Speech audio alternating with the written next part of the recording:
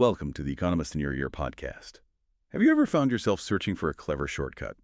Maybe a hack that promises big results without the usual grind. What if that urge for efficiency became a massive cultural phenomenon, a kind of heretical practice embraced by millions? Today we're exploring CXU, that's a fascinating blend of life hacks, cultural commentary, and maybe a surprising response to modern pressures currently sweeping China. We're looking at its origins, which are quite surprising, how it went viral so fast and what it truly signifies beyond, just quirky trends. This isn't just about efficiency. It feels like it's about fundamentally rethinking the proper way to do things. So to really get a handle on what CXU is all about, we probably need to look at its roots first. Traditionally, in classic Chinese martial arts novels, CXU describes a heretical way. It's presented as this quick, often dark path to power. Seductive, yeah. Promising rapid mastery, but, well, at a heavy cost, usually involving moral compromise, corruption, or, ultimate ruin. It stands in really stark opposition to Xingzhu, the orthodox path. That's the one demanding decades of patient, ethical practice, deep self-cultivation, strict tradition. The choice between them is like a major moral dilemma in those stories. And that's exactly what makes its modern revival so interesting. Really fascinating how a term steeped in those profound literary and moralistic warnings has been totally reimagined. For the 21st century, yeah. Today, CXU has pretty much shed those heavy moral connotations. Instead, it signifies a departure from what seems as the proper, or maybe the conventional, way of doing things. It's about embracing methods that are, well, more efficient, maybe more creative, or simply less bound by the established norms. It's about finding what works now, quickly and effectively, without necessarily sticking to the old rule book or that long, difficult path.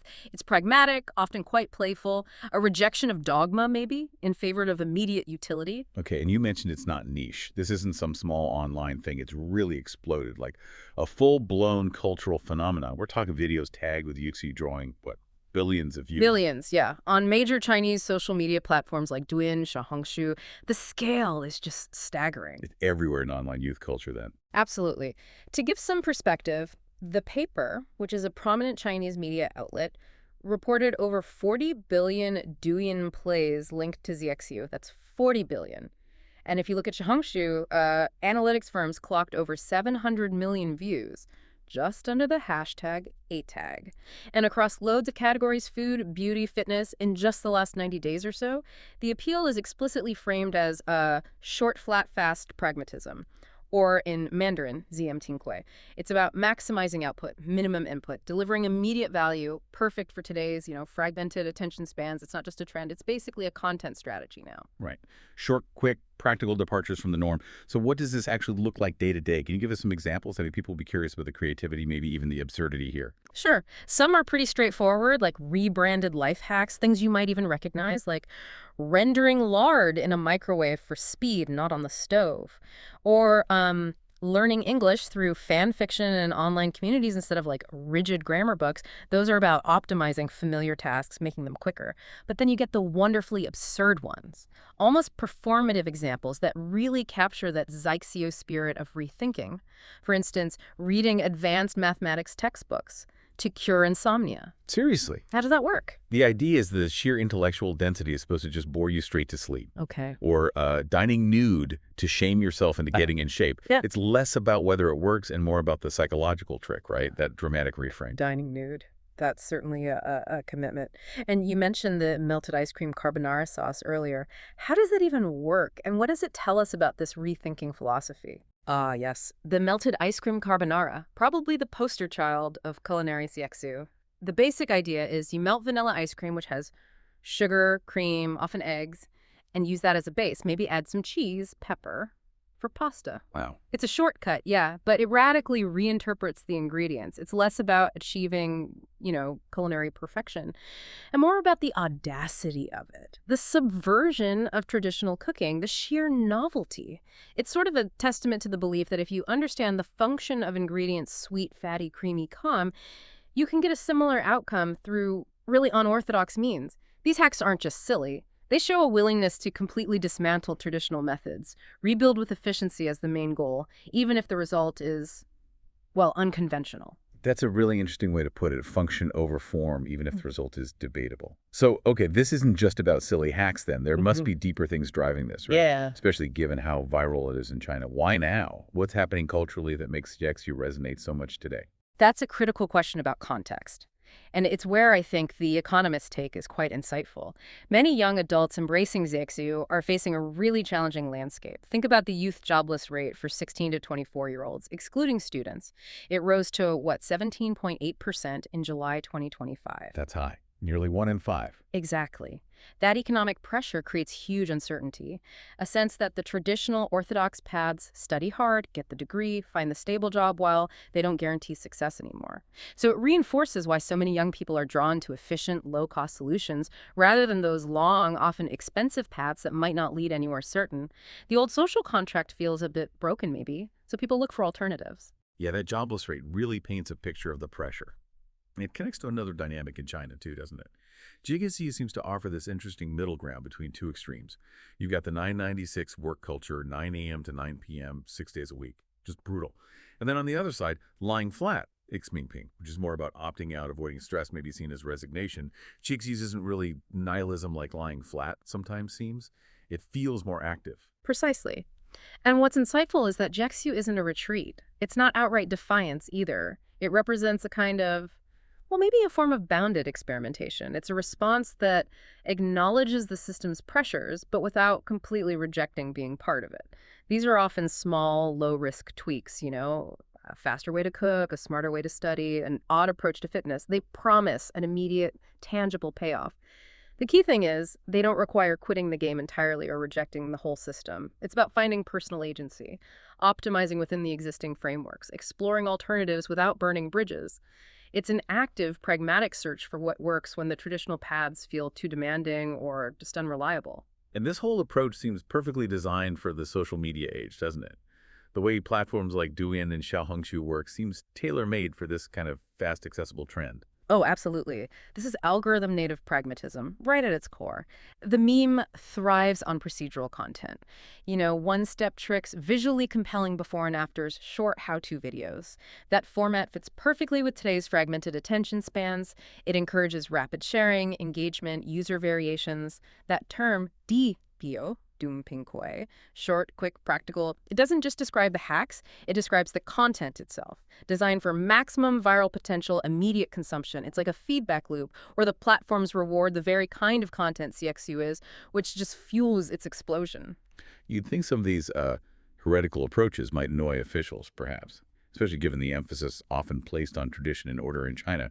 But that hasn't really happened, has it? Seems like a different response than usual for youth trends. That's a really crucial point. It highlights a more nuanced approach from the authorities this time. If you connect it to the bigger picture of social management, official takes have been surprisingly tolerant, maybe even subtly positive.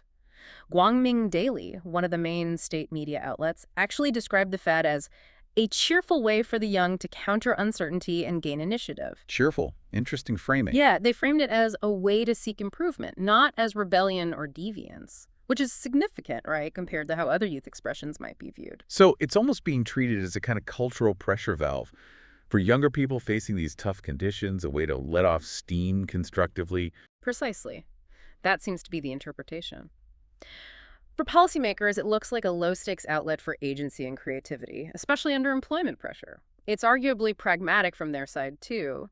Better to let young people channel creativity through quirky, mostly apolitical hacks than to suppress them, which could potentially push frustration towards, broader societal or political critiques. It allows for a sense of individual initiative without really threatening the established structures. A safety valve for innovation, maybe, within certain bounds. Right, yeah. Where officials see a pressure valve, I imagine brands see a huge opportunity. A way to connect with this demographic and their desire for pragmatic, unconventional stuff. Oh, without a doubt. Agencies are already developing Jiexu marketing playbooks. Fast. They're focusing on unexpected product combinations, showing cost-down hacks, launching co-creation prompts that get users involved directly. Like, imagine a noodle brand encouraging users to submit their wildest Jiexu recipes, maybe using leftover bubble tea or something crazy. Okay, I can see that. This trope reliably fuels that second creation content. It drives foot traffic because it resonates directly with what users want. practical, engaging, slightly rebellious content. We're already seeing case studies showing really good results, big lifts from these playful, user co-authored twists that capture that spirit.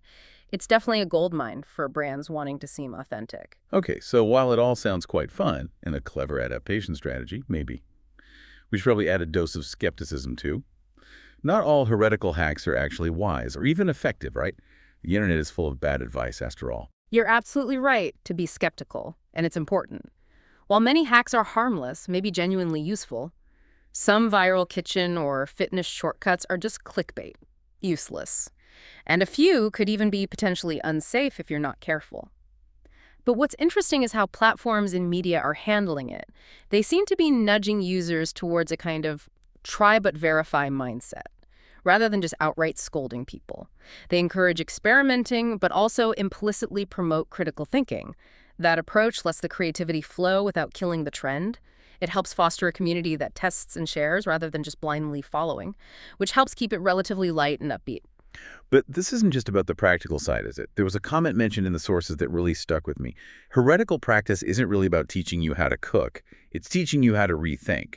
That feels like the core message here. That comment absolutely cuts to the heart of it. It raises that bigger question. What does this phenomenon tell us about adaptability, about innovation?